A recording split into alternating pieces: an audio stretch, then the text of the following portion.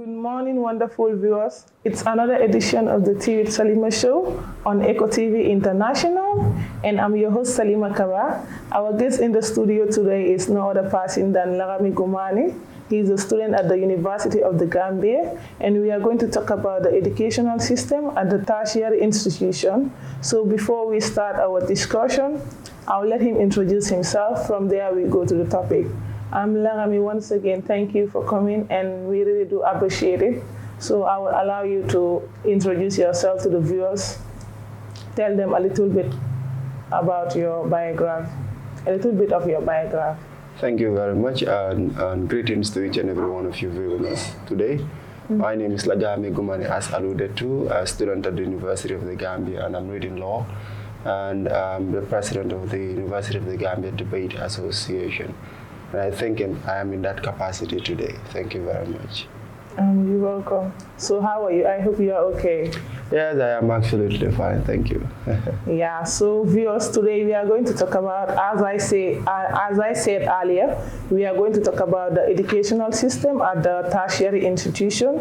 And I decided to invite a student from the University of the Gambia. Lagamy, according to people, they said sometimes you do have your classes from different locations. Sometimes they said at Faraba, sometimes Kanifing, and sometimes at Banjul. So how does that affect your lectures? First of all, I think it needs to be clear that not all students are affected by such. For example, if you are at the Faculty of Law, you have all your classes at the Faculty of Law. If you are at the School of Medicine, you have all your classes at the School of Medicine. The people that are principally affected by these are the people that are in the, especially those at the School of Business and Public Administration, and those that are also doing courses that are related to sciences, that is the arts and sciences. So those are the people that are principally affected by such challenges. And it does not necessarily mean that because you locomote from one place to another, you may necessarily be faced with challenges. Yes, you can be faced with, you may necessarily be affected as far as your education is concerned. Yes, you can be transporting from, let's say, Kanifing to Faraba. You can be transporting from Kanifing to Banjul. But if that transportation is provided right, then that is not going to be the problem. But in the case of the University of the Gambia, to some extent, transportation is given or is provided for students. But to some extent, they face challenges, and it affects students as far as when it comes to classes are concerned. Some of them miss their classes, and some of them arrive late. Some of them arrive in a very not pleasant state, sweating and the likes. You know, when it comes to those kind of problems, it's beyond the university level. It has to do with even how the country is. You'd come to realize that when it comes to traffic, moving along the main Banjul-Brikama highway is beyond just the student. Even those that are walking face such challenges. So it's a bigger challenge that people more than people lament, actually. Yeah, from what I picked from what you have just said, you said the law students go to the law school and the medical students, but I know one political science student who normally have her classes at Brikama campus, but sometimes she do have it also at Kanifing. And yeah, as I alluded to, like the political science students are the people under the arts and sciences, and they are the people principally affected, because you may live in Kanifing here, and then some of your courses are mounted in both Kanifing and then in Brikama. So as far as transportation is concerned, and as far as convenience is concerned, you may choose to do it in Kanifing here. So that is why you have some of them doing their courses, some of their courses in Brikama, and some of them doing some of their courses in the School of Business or at the Faculty of Law or at the School of Journalism here in Kanifing. So that is why. But when it comes to the students in the Faculty of Law, it's very rare or not having any case that you see a student in the Faculty of Law having a class in Brikama or in Banjul, because all their courses are held within the Faculty of law, unless they are, maybe the person is living in Brikama and then the person is doing a general requirement course which is offered in Brikama. So convenience-wise, the person may choose to have it in Brikama. Do you guys have enough lectures in all your classes? It depends on the semester and the lecturer that is actually taking that particular course. I wouldn't be telling the truth if I say all courses are completed before exams. Some of the courses are broken due to time constraint, because you would come to realize that some semesters are either affected time-wise or affected by travels of the lecturers and the like. But some lecturers do make efforts to making sure that those lost times are recovered. But especially semesters that were affected by the COVID-19 and as well as semesters that were affected by some strikes in the University of the Gambia, you would come to realize that they shorten the lifespan of those semesters, and in some cases the courses are not fully covered as they should, or they are not really covered as they should be covered. What I mean by that is, for instance, if you were supposed to spend 2 hours or if you need 2 hours to principally and clearly discuss a particular topic, but if you don't have 2 hours, you have only 1 hour at hand, you may cover the entire topic, but it would not be as substantive as it should have been. So those are some of the challenges you have when it comes to time-wise as far as lectures are concerned in UTG. And some of that is also caused by frequent travels of the lecturers as well. You'd come to realize that affects the courses, because let's say if you were to have a course, let's say on Monday, and then the lecturer travels for about 2 weeks, so you'd come to sit for 2 weeks without having, you come to miss two sessions of your classes. And then in the university you have a course once in a week. Once you have it in that week, and then or you don't have it in that week, you'll have to wait till the other week. So these are some of the glitches that some students face at the university. So do they provide time for the classes that you people missed, so that at least you will have something to write at your exams? Yeah, as I alluded to, some lecturers make effort to have makeup classes. Those are, maybe I would want to classify them as active lecturers, or lecturers that are a bit concerned. Some lecturers actually feel that, okay, there is no need to call for makeup classes. We are going to make sure that we squeeze the topic that we've missed in other sessions so that we can fast track things. So it depends on the lecture and the course.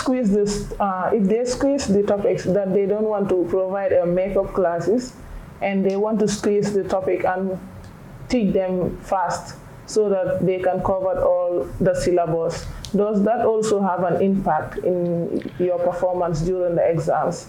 Because yes, we all know when you want to fast track something, there is nothing that you can gain there. Yes. That is not just even due to classes lost or so. Sometimes lecturers just feel that is the best way, which I'm not a fan of. I'm not a fan of even some of the educational system or strategies we have at the University of the Gambia. But maybe that is another topic of discussion for another day or so. But when it comes to the current issue at hand, it is an obvious reality that if you fast track things, you don't give them the deserving time they require to be fulfilled or to be executed properly. Of course, it's going to affect the students, not just in exams.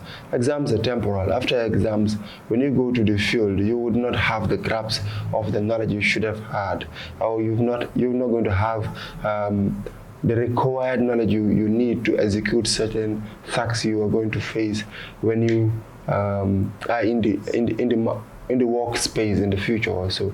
So it's beyond exams. Exams are very temporal. So it's more of when you get to the field now, how are you going to make sure you prove that you actually are a university graduate, and you're not someone that was carried away by the university. Now, all this that is happening at the university, so what step did the administration take? Because they must be aware of it. Yes, the administration, of course, is very, when I say administration, I'm being specific to the University of the Gambia here, because that is which I am privy to. It's making effort to some extent, but of course there is a room for improvement. That room of improvement, of course, need to be pushed by the students' union. We all know that there is a student union that is very concerned, that should be concerned about the concerns of students. Yeah, we are going to come to that. We are going to talk about the student union. All right. So, but when it comes to the administration, of course, they are making efforts. Of course, they are bringing more lecturers. They are bringing assistant graduate in the sense that if the lecturer is not available to some extent, then that graduate can assist in covering the classes that are going to be missed. So as I alluded to in the beginning, there is still room for improvement because that is still persistent, irrespective of or despite the efforts they're putting in making sure they remedy all those challenges. So how do you guys pay your school fees? Is it too expensive or they pay, is there any flexible payment so that the Gambians, let me not say the Gambians because there are many students at the university who are Gambian. True. So that whether the students will be able to afford the payment? Affordability is very subjective because the individuals in the society are of different economic power. But on average base, it's expensive, everyone knows that. For example, in my faculty, at the Faculty of Law, you pay a minimum of $42,000 per year.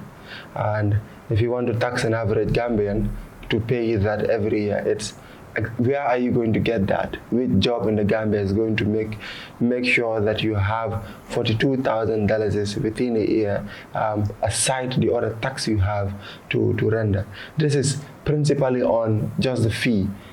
Other expenses are excluded. But when it comes to do they have any other payment plans? Yeah, when it comes to the payment plan, it's not compulsory that you pay $42,000 upfront. You pay semesterly. That is half of the $42,000. How many semesters do you have a year? You have 2 semesters. 2 semesters. So that is why you pay half per semester. So that is about $20,000 in my faculty. So what if you are not able to provide that half for a semester? Are you going to sit at home or they will allow you to pay quarter? Well, I'm not sure it is a very required practice in the university, but it is happening. Students are, of course, going to classes, register for courses, and doing their exam while they owe UTG. So at the end of their programs, they pay before getting their attestation. I'm saying it is happening, but I'm not saying it is a required practice in the university. So what are the other challenges apart from your lectures and your classes? So what are the other challenges that you people face at the university, apart from lectures? Yeah, when it comes to the University of the Gambia, as students, there are good things to talk about, but when it comes to the challenges, there are a lot as well to talk about, especially when it comes to the quality of the sessions you have. It's one thing to have lectures, and it's another thing to have quality lectures. And away from quality lectures, you would come to also realize that the facilities are the major problems as far as inadequate learning facilities. To some extent, it's not only inadequacy, it's absence to some extent. Some faculties or some schools or some departments in UTG need certain stuff or certain equipment, certain materials to enable their learning, and they are not inadequate, they are absent. They are not available at all. Some university or some faculty, yes, they may have a few of their equipment. So how do you people cooperate with that? Just like I used to tell the new intakes in UTG, if you think UTG is a very easy ride, then you're not in UTG. If you are in UTG, you'll be ready to cope with some circumstances, because it is the only university, state-owned university we have that we can afford or we can go to, or some of us from the rural Gambia can at least attempt going to, because it is affordable. We have more or less no other option. So it's not about it's not about managing, it's about coping with the system you have. And due to your other classes, you don't have enough classes to do your course. When I was at the college, you people normally do most of your classes at our classes. Some of you will go to Bajankoto or our orientation hall. So what do you have to say on that? When you guys are paying for your tuition fee and pay the whole year, and for us, we are just scholars. We had a scholarship at that time. We did not even pay one butut, and we have adequate learning facilities. So what do you have to say on that? Yeah, as I alluded to, there is a lot of improvement need to be done in the university. Of course, the management or the administration will talk about the Faraba facility, that once it's done, all matters related to unavailability of classes and the likes will be solved. But the biggest question is, how would everyone transfer to Faraba? Would everyone transfer to Faraba? If no, what of those that are not going to transfer? Speaking of the scenario you've given at the Brikama campus, that is one of the major challenges they face. The students at the Brikama campus face inadequate class because they are being accommodated by the Gambia College. But then the biggest question is, if not those classes, where else? Is the university going to build more? Should the university build more while they are building in Faraba already? So there are plans and rumors going around that once the Faraba building is done, most of the people that are affected at the Brikama campus will then shift to the Faraba campus, which to some extent would remedy it. But now the question is, what of the class, the people that are at the medical school in Banjul? Are they also going to shift? Will it also favor them? If all the students at MDI Kanifing and Banjul and Brikama, if they shift at Faraba, will that favor them? No, I'm not sure all will go. That will practically be impossible. Because, for example, the medical school, they are close to the medical or the hospital for a reason.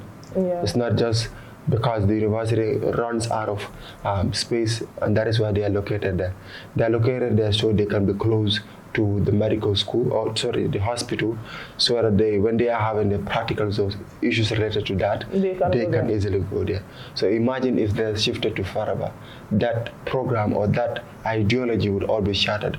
So that would come to suggest that not all would transfer, but mainly those that are affected with class sizes and issues related to that. Yeah, no, it's not only that they are doing their practicals there, because I saw most of these medical students are full-time doctors. They even call them doctor when they are not even graduated. The moment they complete their first year, the second year, they are at the hospital. So I don't know. No, sometimes they are at the hospital, not as practicing doctors. It's just like when you're at the Gambia College, you're done with your first 2-year program. The third year, you're sent to the field as a TT. Yeah. So most of them are also in the field so that they can also learn from their seniors and also the real doctors and professors. So, but then, it's a Gambian culture. Sometimes, as a law student, I'm even called a lawyer when I'm not a lawyer. So it's different. Unless you have the license to practice, you cannot be called a doctor or a lawyer. But I heard that now they change everything, like the way the Gambia College is operating. Like for the medical students, they will go for a semester. After the semester, they will be posted to different hospitals. So I don't know whether it is true or it's just a rumor. At the Gambia College? No, at the university. They go for postings? No, like the medical students, when they cover the first semester, like I think, how many months is per semester? 3 months. 3 months. When they cover in other schools, but in the medical school, they have different system that even suggests that they don't have semesters. They have a very designed system that they have that even gives room for frequent exams than even other schools. They have a very unique system that not everyone understands. Because some of them, they will start after 3 months, you will be seeing them in their hospital, and they will be called as doctors.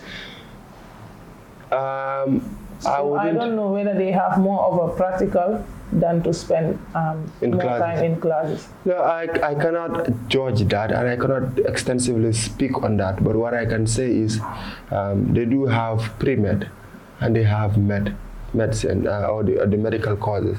And then it's only those that are the medical courses.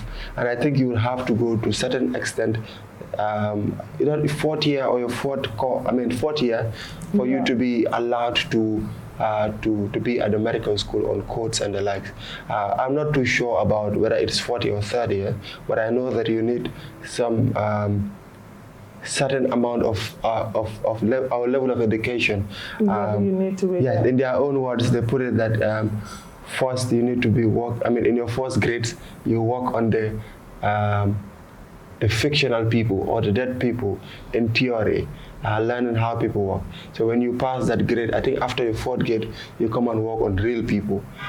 Because when you go to the labor ward or the maternity ward, all the people you see there are students. Exactly. So they have a period where they learn more of theory and also issues related not to life.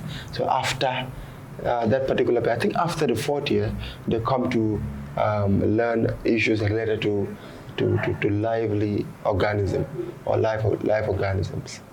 Okay, so what other course do you think that the university should offer that they are not offering? Yes, there are a lot of courses, but the issue is whether the university one has the capacity, whether the Gambia is in need of those courses. There are a lot of courses we can introduce, but as I alluded to, there is an education system that I'm not really comfortable with.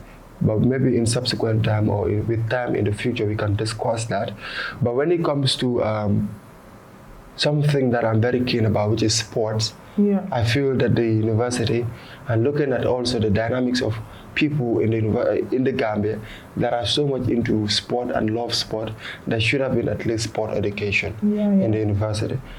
This should not just in the university. This should have started way from junior level. Of course, I understand that we are doing PE and like PE, which is just physical education. I feel that there should be a mainstream course on that in high school, because let me touch a bit about the education system that I would even prefer. If you look at even the Finnish system, that is the education system in Finland, you do general stuff up to your junior level. When it comes to senior level, they open you to certain gates that is in respect with your desire and your skills. Like for instance, if they realize that I am a sports person, I would be enrolled in a sports school and be previewed to things I need to know as far as sports are concerned. So that when I graduate as a high school student, then I would be enrolled in issues related to sports.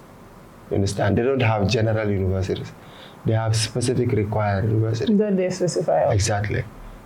So I think that is also what the Gambia should emulate. But when it comes to the Gambia, we have a lot of challenges, issues with governance, finance. When you are in grade 12, you start for the physical and health education exam. So when you have a credit on that or even distinction, you will not go anywhere with it because the university are not going to provide a particular course for sport.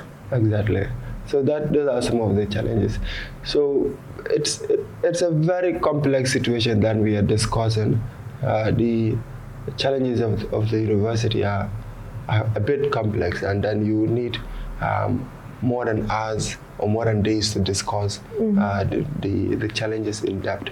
But on surface, you would come to realize that you're also facing issues when it comes to the true quality and the focus of our university education, whether it is a grade focus or whether it is knowledge focused.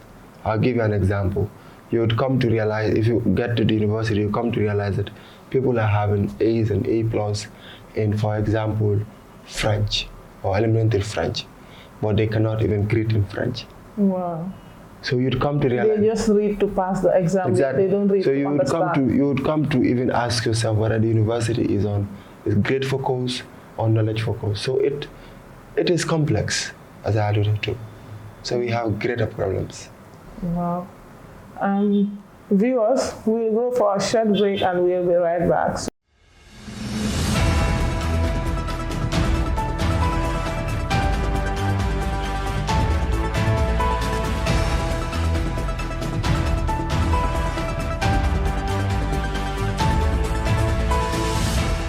Welcome back, viewers. You are still watching your favorite show, and if you are joining us, you are watching your favorite show, TV Salima on Eco TV International. So don't forget to follow us on Facebook and subscribe to our YouTube channel at Eco TV International. Lagamy, what was your reason? Because there was a rumor going on that the UTG students were on protest. So what was the reasons for your protest? I think it needs to be made clear. It was not just a rumor. It was actually a practical thing, which just ended of recent. I think the reason was born out of the challenges we were discussing before we went for a break. The students felt that it is enough of enough of the inadequate lectures we used to have, enough of the fact that parties in UTGs were using students as bait for their own respective gains.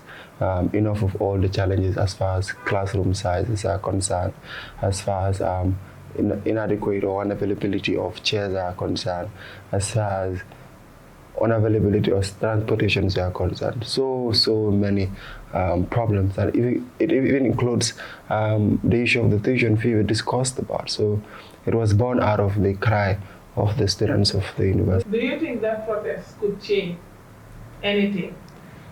The protest has changed. It has changed. It has changed. The challenges that you people were. Maybe not everything, but it has changed how the students were viewed as far as the other parties are concerned, and as well as how the students were actually, the demands of the students were actually laid out.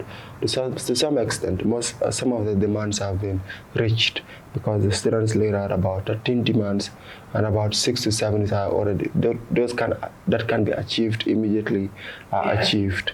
And those that are having long term are also given a deadline of January, that they need to be fixed now against January.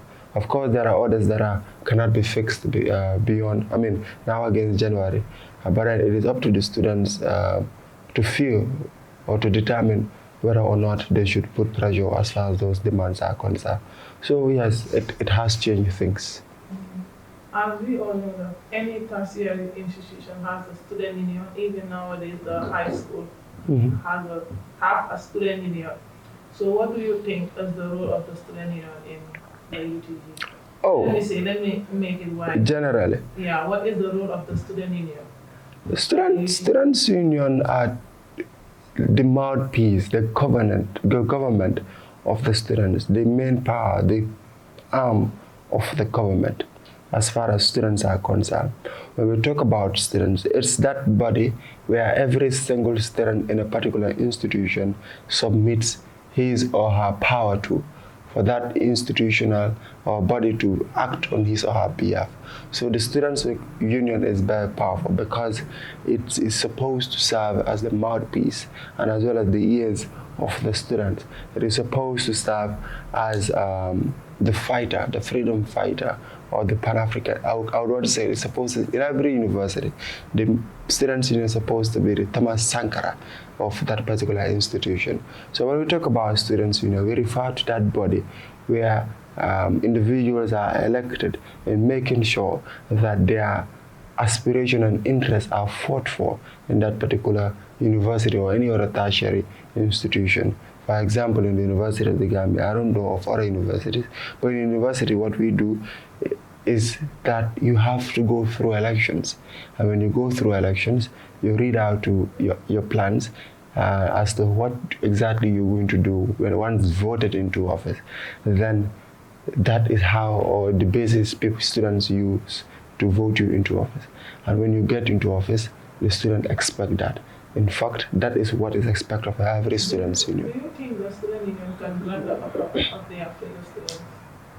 Like when they come and complain the challenges or things that are going through inadequate learning facilities? Yes, as I said, the student union is the mouthpiece of the students.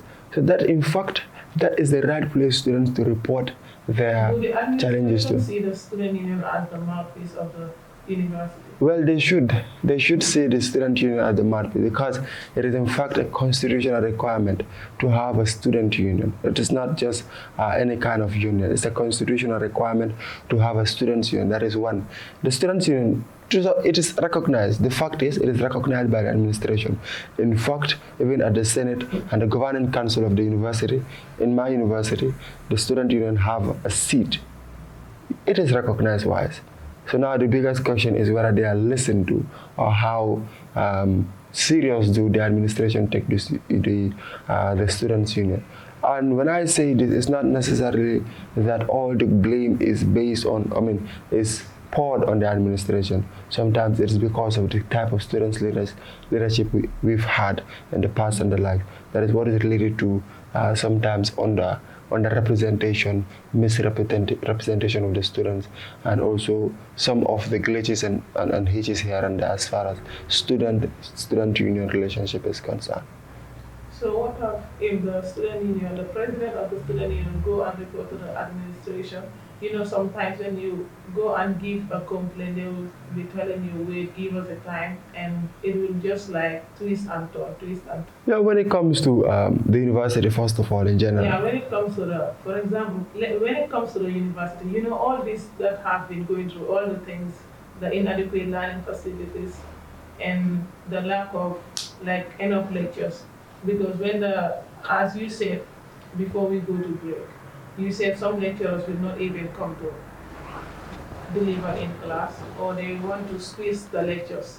And most of these presidents of the student union will be aware, and they report back to the administration.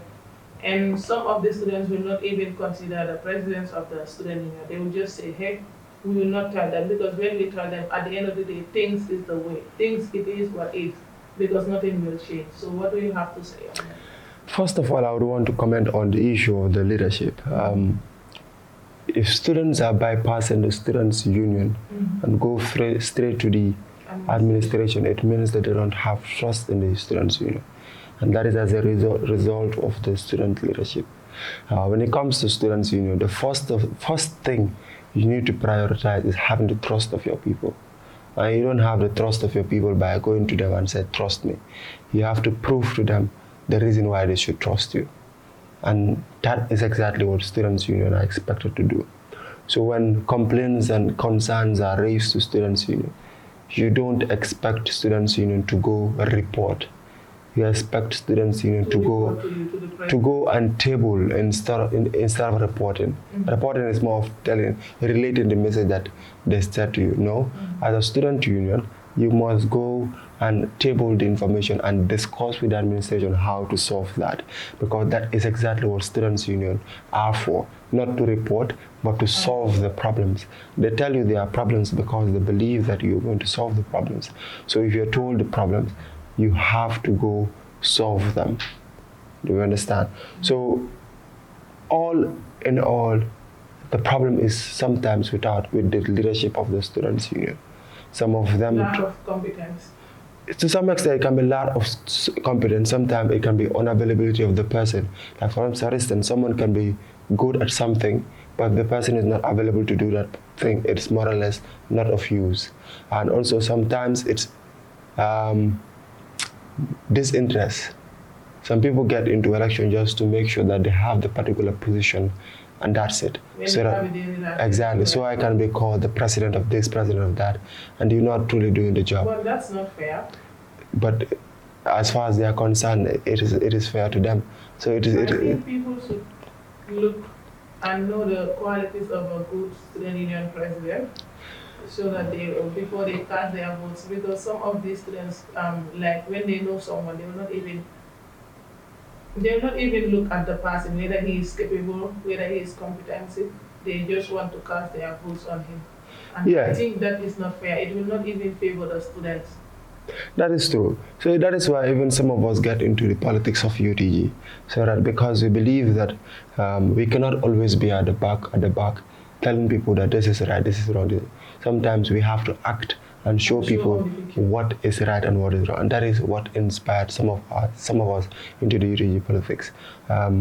Even this year, I am contesting as well as for the presidency of the Students' Union, because I believe that it is high time that we started to shift the attention or the direction of the Students' Union to focus that 100% on the interests of the Students' Union and not otherwise, because it has not been that way in previous days. Because there is also a need to make sure that you have a regulation even within the University of the Gambia Students' Union. And if all those are not put in place, the concerns and the aspiration of students will not properly be transferred or to transmitted. And that is why not only myself, people that are also of interest like myself are into the system now to make sure that we change the entire scenario as far as politics in Nigeria is concerned. So what do you think the student union can do for the school? The student union can do everything to make sure that it upholds a single agenda, that is the interest of the students. And in doing that, you do not say it, you act upon it. Like for instance, the student union cannot claim to make sure, the students union cannot promise to provide buses for the University of the Gambia Students Union. I mean for the University of the Gambia students, because the thing is, the Students Union is not in the capacity. One, is not in the right position to provide buses. However, the Students' Union is in the right position to make sure that those that are in the right position to provide transportation are pressurized to provide transportation. That is the role of the Students' Union. The Students' Union is a pressure group and as well as a coordinating body. It is not most of the time an implementing body. So these are some of the concepts most of the people do not understand, and we want to reveal to students of the University of the Gambia. So how are they going to do those things?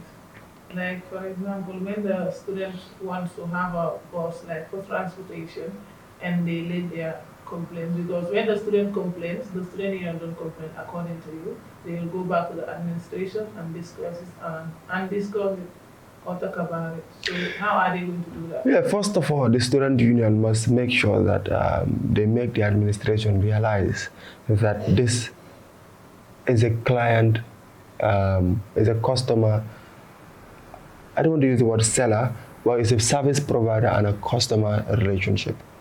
It is not a master and subject relationship, because when it comes to a service provider and a customer, both parties must be satisfied. You understand? One party cannot be at a gain while the other is at a loss.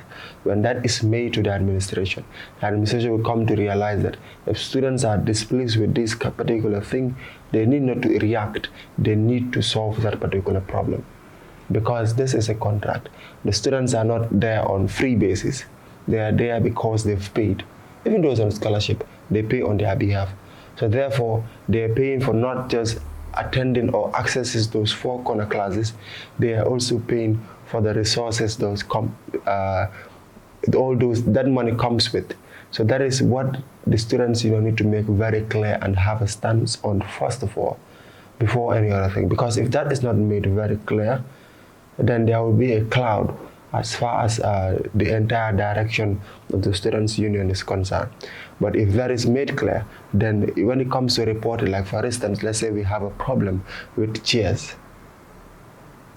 In every university, in fact, before you call a university, you need to have all those in place first of all. So if the University of the Gambia goes to an extent of calling itself a University of the Gambia, and we have our belief and aspiration or the power to pay our fees, then the least we deserve is the basic things like chairs and boards and quality education. The others can come as a result of more quality being given or services being rendered to us. But as it stands, the student union is the mouthpiece, as I started with, and they must shoulder all these problems and go to admin. If not with a solution, then brainstorm with the administration on how to solve it, but not to cry on behalf of the administration. Because we've seen students' union also crying on behalf of the administration that the administration, the Gambia is very poor, the administration is not having money, and so. But the funny thing is, some of the administrations expect the students' union to lobby for funding. They have been crying and saying that the Gambia is very poor and the students are paying their tuition fees and they need to provide everything for them. Yeah, I saw, fondly, some of my friends would even claim that if the university is poor, then let them close it. Fondly, that is what they put across. Because when you go to the Gambia College, they don't even know that they are most of the people, it's different like when you come to 2013, 14, 15, up to 2018, they were having a full-time scholarship, and now I think it's 25%. But even that, the students, I think they pay less than 12,000 per annum. And when you compare it to the UTG, the Gambia College have more proper learning facilities, and they have proper lectures, and they don't miss their lectures. Compared to the UTG, the university for that matter, and people have high regards for the university. Students will pay at the end of the day, they will suffer. That is true, but as I said, it was fondly said. I am not a party to that, to close the university, because I believe that everything you have can be improved and developed. But what I am not also a party to is having a problem as old as 10 years. It gives you the impression that you're not working on that problem.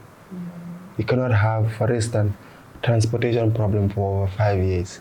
What is exactly the university is doing? What is the ministry doing? What is the government doing about it? You hardly see the bosses of the UTG because you see them once in a while. And I think students also paid for transportation. No, students don't pay transportation as far as the buses are concerned. Do the buses take the students to school? If they are available, if they are functional, yes. If they are functioning, yes. But not 100%. Yeah, but what if they are not functioning, they cannot run? So that is the problem. Sometimes, I think 2 years ago, we used to have 4 buses for the university, but 2 were not functioning. So it's only 2 that are working. So that's what I'm saying. If they are functioning, yes, they are available. But if they are not functioning, it subjects students to going for public vehicles and the likes. But then that is not even the main concern. There are some critical issues that the university is faced with, and the students' union is in a position to fight, but they are not fighting for. Yes, but that cannot be equated to the fact that the students' union is doing absolutely nothing. Some may have the opinion that they are not doing enough. Some may have the opinion that there is still room for improvement, and that is why some of us are into it, to make sure that we improve. Hence, there are still room for improvement. And I'm sure, yes, in about, let's say, 2 to 3 weeks, campaign and the likes will be officially open for people like us to discuss on the issues we want to solve in the university. And then maybe we would have the legal backing then to talk extensively as far as some of our problems are concerned. Right now, I do not want to get into trouble as far as the the Electoral Commission is concerned. As I said, I am here in my capacity as a student of the university, and not in my capacity as an aspiring candidate also. So it wouldn't tell right if I want to come and tell people, if I want to exploit this platform to tell people what I want to do, because that is not what I do. I'm a law student, and I'm a follower of law and the likes. Tell them a little bit, like for instance, as you want to stand to be a candidate of the student union presidency, but you can talk about few things to your fellow students. Maybe most of them will understand that you will not be able to have the chance to deliver during your campaign. What I can tell is a bit about myself and also what I have been doing. But what I am to do can amount to campaign, which I am not very comfortable doing. You want to wait until the campaign to talk about it? To talk about those issues. But you can get a little bit about what you have been doing, right? That is fine, because that is me, and that is what I've been doing specifically for the University of the Gambia. When I started University of the Gambia, of course, as someone from the rural Gambia, you would think that you would enter a space that will be one of a kind.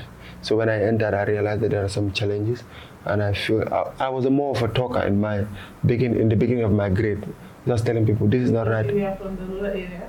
Yeah, so when I came, AAC. something like that, journey just come, yeah. So most of the things I do is just, this is not right, this is how it's to be, this is not right. But I come to realize that that has less effect, that I need to be more of an actor than a talker. So in my first day, I joined the Law Student Social Committee as far as the law day and the activities are concerned. I contributed to making sure some of the activities are put right and put well. So in the following year, then I was also advised to fight for the Information and Communication Minister as far as the University of the Gambia Debate Association was concerned. After my tenure, then my council also advised me to vie for presidency for the same association. So I vied and became unopposed for the position, and which I am currently serving as the president of the University of the Gambia. But along other lines, also I have also served as the voice. There's a competition called the Voice of the Youth. Competition which involves a university and tertiary institution in the Gambia, and I was also part of the three representative to the election before I resigned due to these elections, because I felt at the time that I was not giving them what they ought to have because of the politics I wanted to get into. So I asked for a replacement from the coordinator at the time. So now I am no more with them, and also briefly serve as the one of the commissioners as far as the University of the Gambia Constitutional Review Commission is concerned. And I also excused myself from that commission because I believe that I cannot be in a Constitutional Review Commission and also want to become an aspiring candidate. We can go together. Yeah, so some people may want to do it together, but as far as my integrity and my conscience are concerned, I cannot do it. I have to be fair to students. No, I can't be available because Constitutional Review Commission is my strength. I can't be available. But what about to be a student union candidate?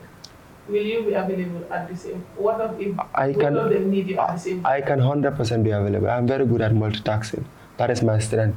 But I felt it is not morally right, because this is a constitution, and a Constitutional Review Commission is an entity where you must be 100% neutral.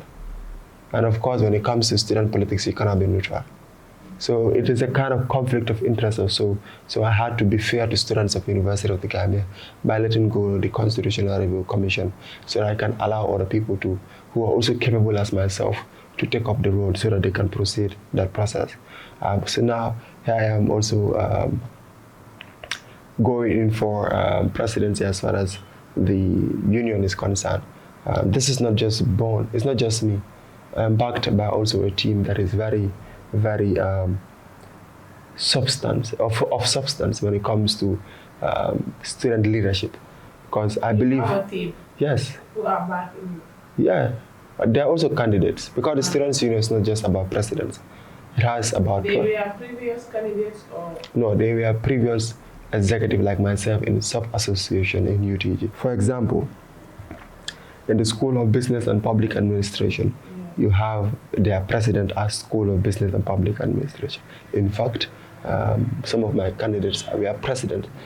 My vice president was the president of that association. And so they are the ones backing you. we are coming as a team. You are coming as a team and campaign. Exactly, if time comes. So one thing I can assure of, I can tell the University of the Gambia student is that my team, one thing anybody cannot talk about my team is that they don't have the experience as far as student leadership is concerned. That is our strength, because the entire team is full of people that have served. In fact, most of us have served students in 2 years. I mean, more than 1 year. So you'd come to realize that it is not a mere team. It is a league of leaders that are aspiring to salvage their students from the problems they are going through. So it's bigger than some people are saying. So, but then this is just a glimpse. So when we come to proper campaign, then I would be in a proper stance to tell people why. Even what I have been doing is just on the surface, to tell people why they should really entrust us with their mouthpiece, entrust us as their mouthpiece and their earpiece, if I want to call them, why they should really not consider not voting us. Yes, but then, as I told you, it's not. You talk more about it. Yes, and hopefully maybe the Echo TV would also invite us, not just us as a team, because in as much as I'm into politics, I'm also a fair game player. We can also invite our opponents as well, so that we can have a tete-a-tete discussions and see, so that students We can love that. exactly, so that students can also see who is actually of taste as far as student leadership is concerned. Yeah. All right, and good luck. Thank you very much. So what do you have to say, because we are coming to the end of the program? So what do you have to say to your fellow students and to other grade 12 graduates who think that it is difficult to attend the UTG of the Gambia and they give up? So what do you have to say to all those people? Yes, first of all, generally to the students that are yet to get into UTG, yes, there are challenges in UTG. Yes, there are glitches and hitches here and there. Yes, we face challenges in UTG. But the thing is, there is a reason to join the UTG. If you are keenly interested in learning, you would learn. Because some individuals believe that education is not only about They already give up, and giving up should not be an option. Yes, education is not just only about what you're taught in classes. It's about what you've understand as an individual. So it's more of you being very keen in education. So my advice to those that are to come is, come join university. Even if not the university, join the tertiary institutions. You would need it, because we are transitioning into a time that bachelor's degree will not be enough to have a job in the university. So if you don't have a bachelor's degree, you cannot proceed to the next. So our advice, especially those in the rural Gambia, because we used to have this concept that the university is not for us as people from the rural Gambia. All we do is farming. Exactly. That is why most of the time, as soon as we are done with grade 12, we either go into business, or we look for traveling opportunities, or we remain as farmers. So that is the issue. So we need to break that cycle. We need to prove that we also have the faculties to also become as great men as others. Because your geographical definition, your geographical jurisdiction cannot serve as a definition of your life. So to those in the university, yes, you are in the university, you are faced with challenges, but that should not be a reason for you to give up. There is nothing like giving up, and there is nothing like failure. Because once you attempt and you do not succeed, is a lesson in disguise. Yes, but you need to improve and move forward.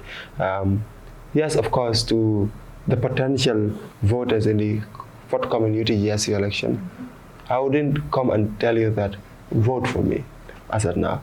But the advice I would have is, make sure that you're not persuaded into believing that those that are making more multi-words or giving you words now are the real actors. And at the end of the day, they will not act. Exactly. The real actors are those that have been doing it, continue to do it, and will do it. So make sure that you make it a point of duty for yourselves, making sure that you have a background study for each and every candidate that approaches you for the forthcoming UTG-SU election. So until the time when campaign officially starts, we would say continue to scrutinize, because we are coming with a lot of words. So scrutinize them and say which one is better. You and your team are waiting for it. All the politicians are coming with words, of course, but then it is the responsibility of students to really utilize their faculties to know who has a genuine and who has a better understanding of not just the problems, but as well as the administrative atmosphere in UTG. So that may be the basic information I have for a student, and I think I need to thank you for having me today. You're welcome. So we'll be waiting for you and your fellow candidates whenever you guys are ready. We'll be waiting, and we will love to see you guys. Yes, campaign is officially starting on the 30th October, so you can make plans ahead so that once it starts, then we come to Echo TV and then have one more round of fun. We love that. Yes, And yes. I think also your fellow students will love to see that. And I also think that the viewers will also love to see that happen. Most definitely. I want to see it myself. Of course, I'm the president of Debate Association, so debating is something I love seeing. Well, So we look forward to it it. will be fun. Yes. All right then. Thank you so much, Lagamy, once again. Thank you so much for coming and for your time. We really do appreciate it. And viewers, thank you so much for watching as we promise to bring you more interesting topics. Thanks to my cameraman Abdul Karim Yusuf and my camera ladies Aisha Shediba and Aida Kamara. But not forgetting our able CEO, my very own Uncle Usman Diaby with his entire family, and our director, to my family as well, especially my dad, my daughter, and my Matugune, and all those people who helped me through thick and thin and who were there for me during my difficult times. A big thanks to all of them, and have a good day. Bye.